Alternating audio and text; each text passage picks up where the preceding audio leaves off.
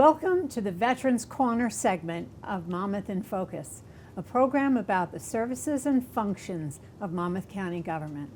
I'm Susan Kiley, Monmouth County Deputy Director of the Commissioners and the liaison to the Division on Aging, Disabilities, and Veteran Services. Today, we will meet Vietnam War veteran Chuck Welsh. Thank you for coming. We really appreciate it. Thank you for having me. It's my pleasure. I have so many questions, but why don't we start off with why did you join the Marines? Interesting story. I didn't actually join the Marines. They kind of joined me. Oh, got it. On the day before Thanksgiving in 1968, I got my draft notice. Wow. Don't ask me why I didn't expect it, you know, considering the times, yeah. But I ended up being inducted into the service in early December 1968. And when I arrived at the induction center, there were about 80 of us that were getting drafted that day, most of whom would go into the Army.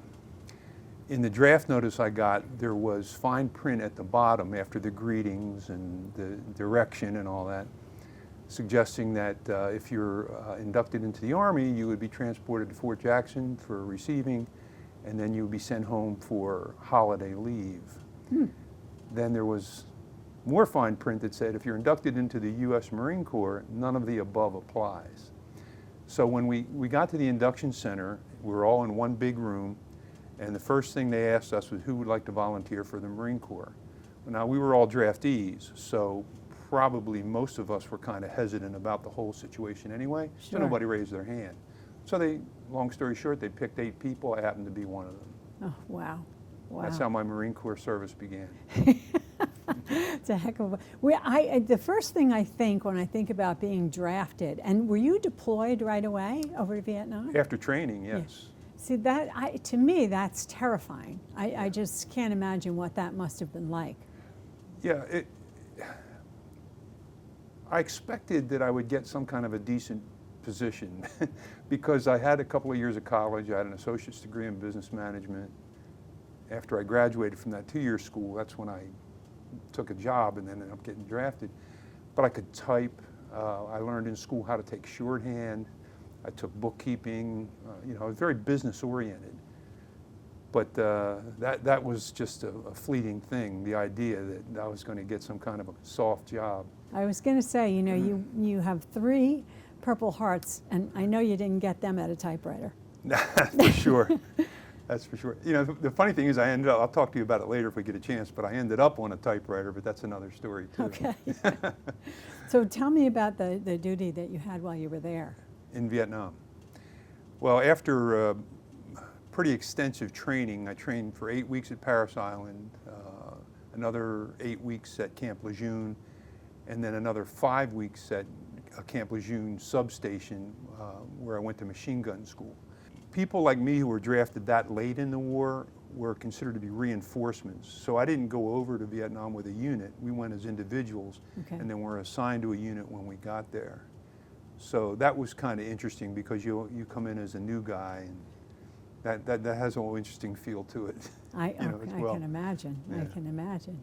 So, and were you like front lines active duty? Yes, front lines active duty. My unit was Mike Company, 3rd Battalion, 7th Marines, and we were what's called a swing battalion. So we would set up shop in a certain combat base, and then maybe 3 weeks later we'd be going somewhere else because they had a tendency to deploy us wherever they needed help, which is an indication about what kind of environment you would be in. Right, right. Because if they needed you there, that meant it was a hot area. Got it, got it. A lot of routine patrols, ambushes, things like that were part of our duties. We're going to start to run out of time. So I'd like to ask you about one of your memories that makes you feel good, and what lesson you might give to others that are going into the service. The one thing that makes me feel good is the way I adapted to the expectations of being in the situation I was in. And I remember that the gunnery sergeant who inducted us when he walked into the room and the 8 of us were sitting there, the first thing he said to us was, "Congratulations, you're about to be inducted into the world's finest fighting force." And it kind of made me swell up a little bit. Yeah. And then when I went to boot camp, I ended up, having a real positive attitude and learned how to lead a little bit. I never had that in me when I was a younger boy. I never was noticed or did anything significant. So I ended up being the honor man of my platoon, graduated in front of my mother with full dress blues. Oh, that's wonderful. That was cool.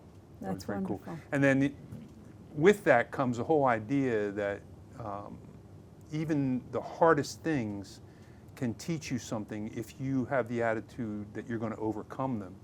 And it really has followed me my entire life. I've had a great career as an educator. I retired as a middle school principal, and there was never anything that was so significant or so difficult as what I faced when I was 20 years old. Wow. And that was the biggest lesson I took from it, that I try to impart to other people. You're either a victim or a beneficiary of the way you think. That's great. Unfortunately, that's all the time we have. But I'd like to thank Chuck for joining us and sharing your experience in the Marine Corps. That's all that we'll talk about today, but we will see you again.